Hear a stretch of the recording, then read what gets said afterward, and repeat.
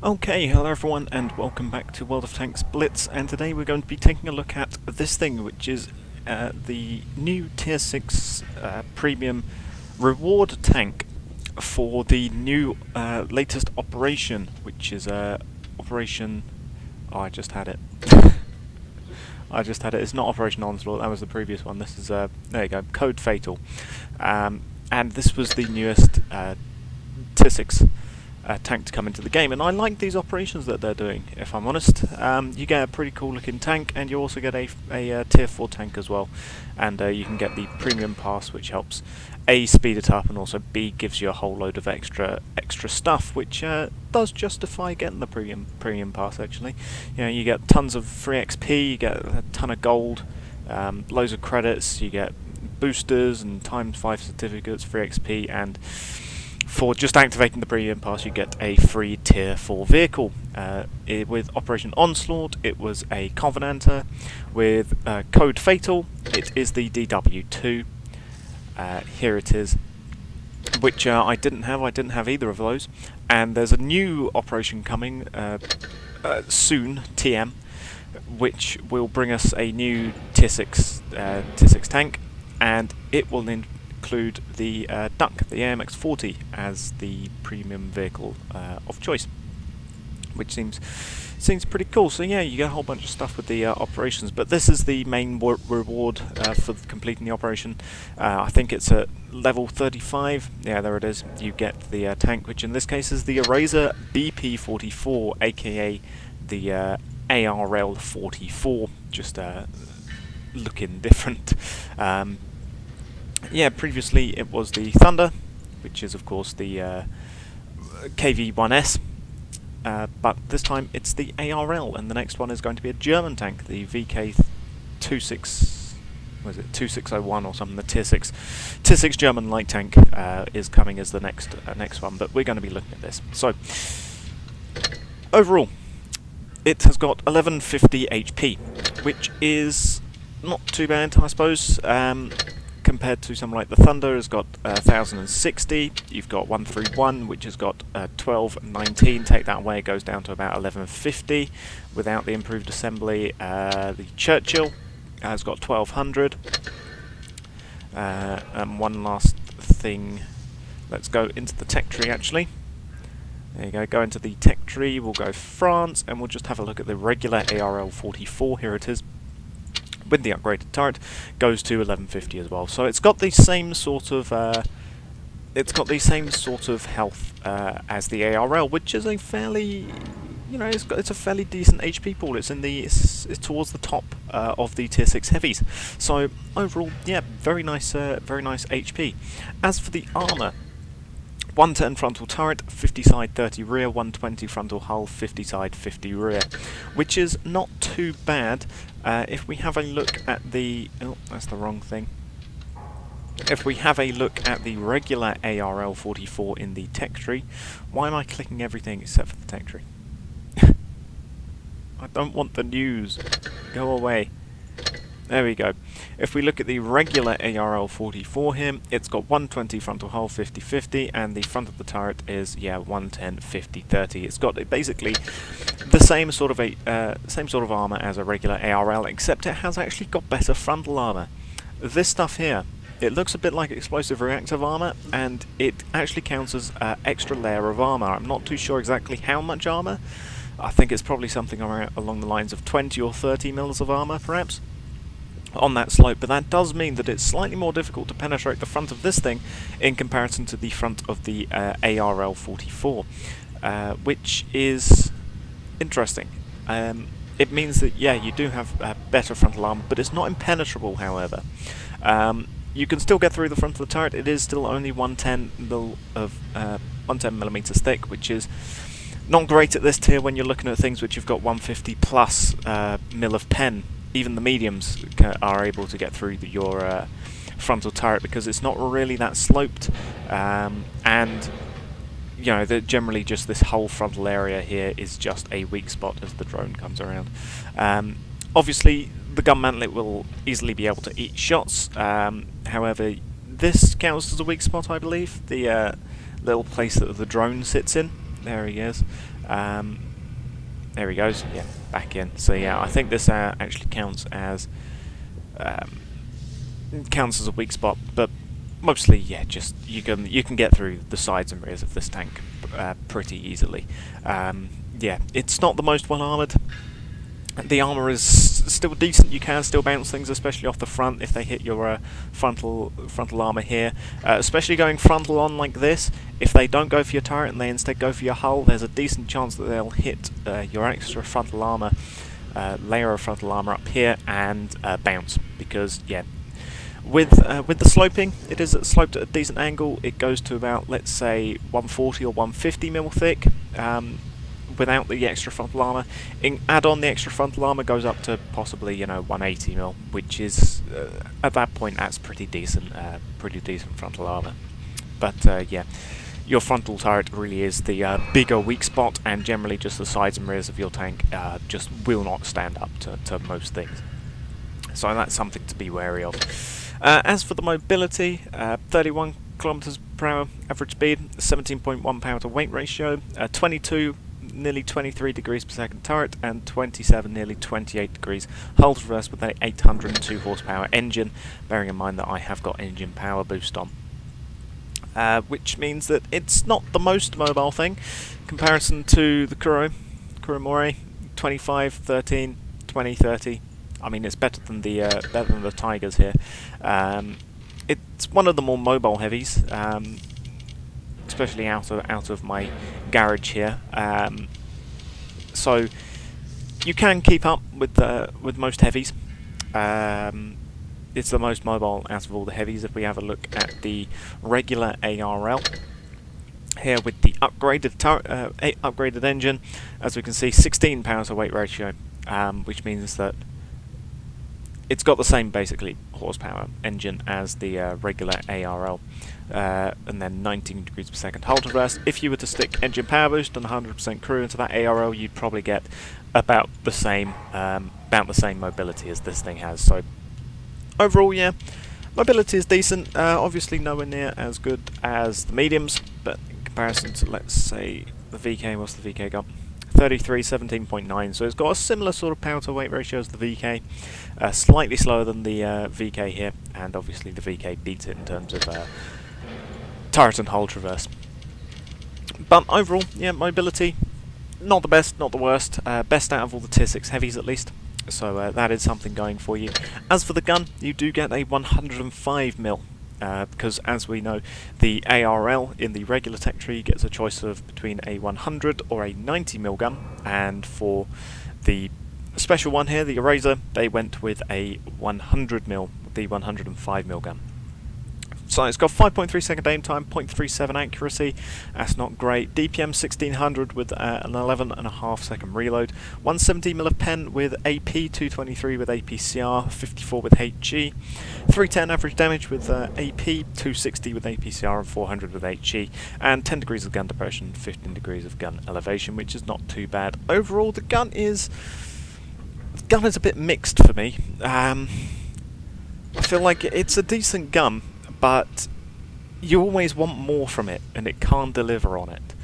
If we look at the same 105mm here in the French tech tree, the ARL here, as you can see, it's got slightly better pen than the regular 105 on the ARL.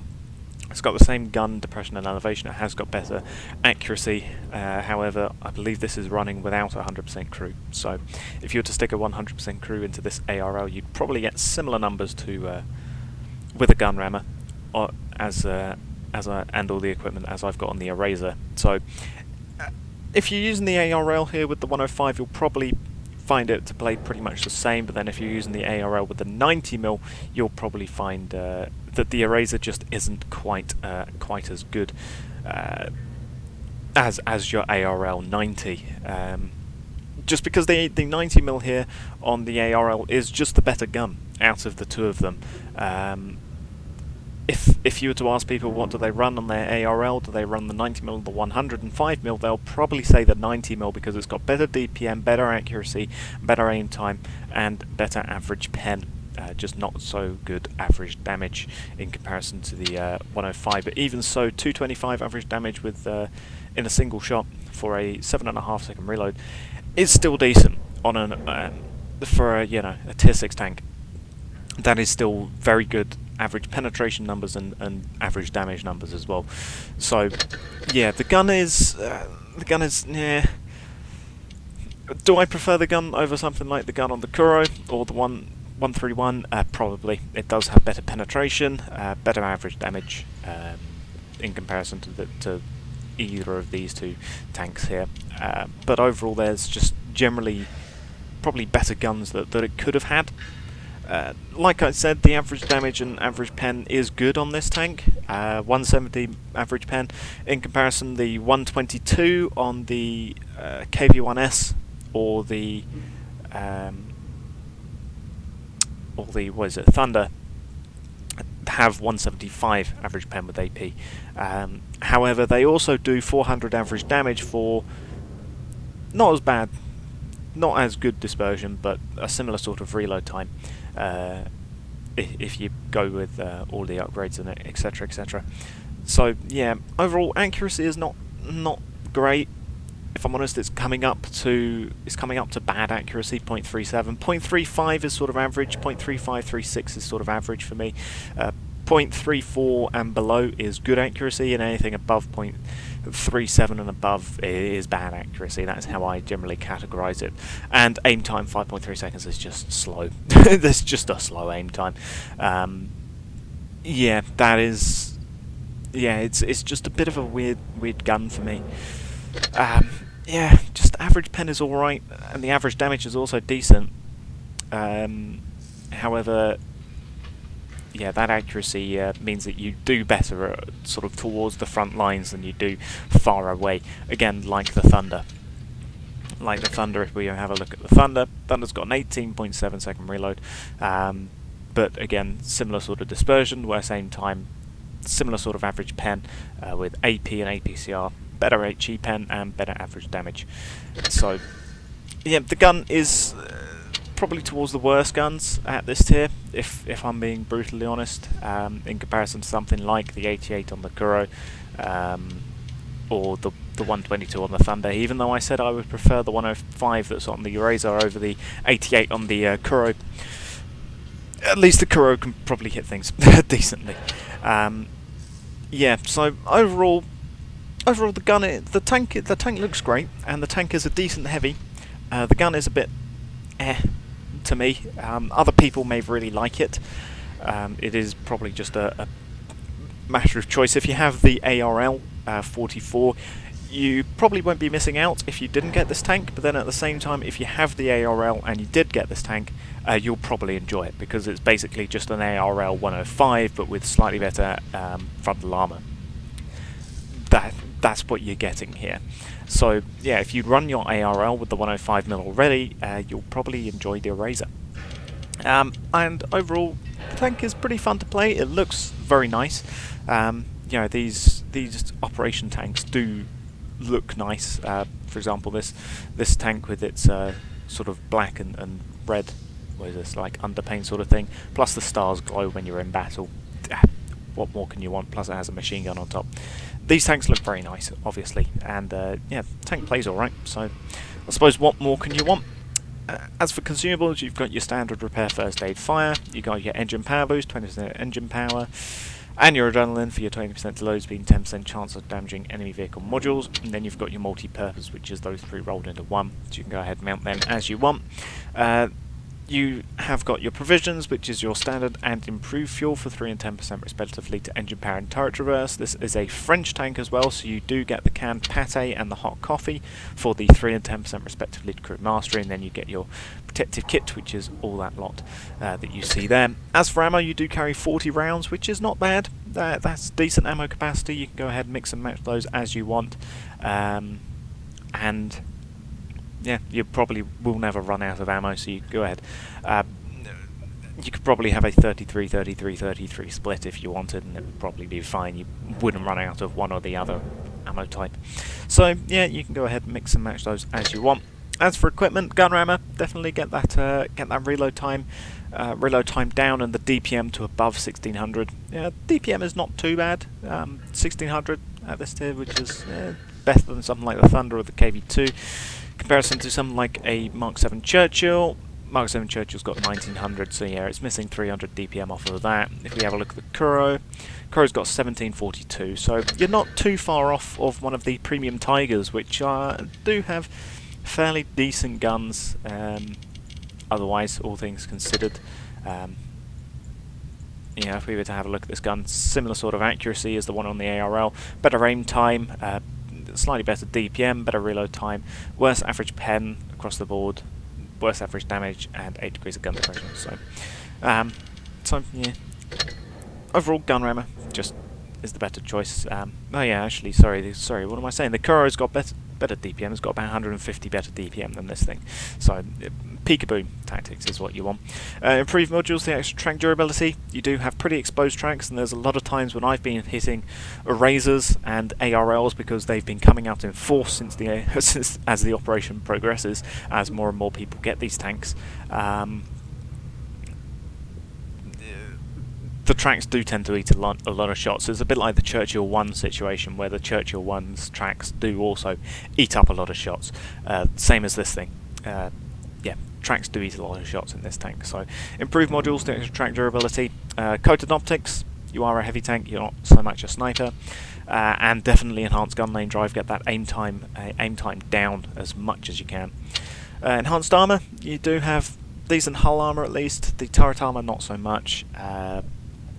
But you might as well go with the enhanced armor anyway, just for that extra hull durability, because even though you do have that extra frontal armor that's on it, there are still areas at the side of that spaced armor at the front which people can penetrate through, and I have penetrated through when I've been going up against Erasers frontally on.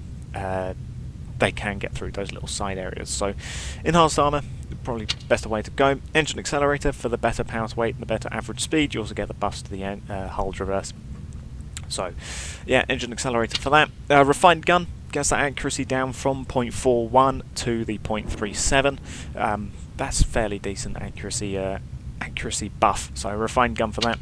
And then enhanced tracks, because like I said, the tracks do eat a lot of shots, and then your choice of those last two. So overall, the operation tank this time, yeah, I think it's still a decent tank. Like I've been saying, if you enjoyed the ARL, you'll enjoy the Eraser here.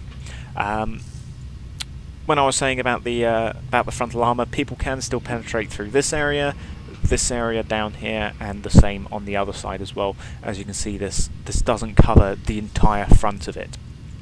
So people can still penetrate through the side areas. It's just sort of over the main front of the armor that they've added this extra sort of frontal plate sort of thing. But yeah, overall, if you enjoyed the ARL, like I said, you'll enjoy this. If you haven't yet got the ARL but want to get it, and you haven't made any progress in the French tree, this might be for you. It is basically a fully upgraded ARL. So yeah, overall, not too bad of a heavy tank. The gun, yeah, I do wish that the gun had perhaps slightly better properties, but otherwise, yeah, it's a fairly fun tank. It also looks really nice, and you get this little drone which flies around in the garage and also pops out at the beginning of the battle. So yeah, that's the Eraser. Thank you all for watching, and goodbye.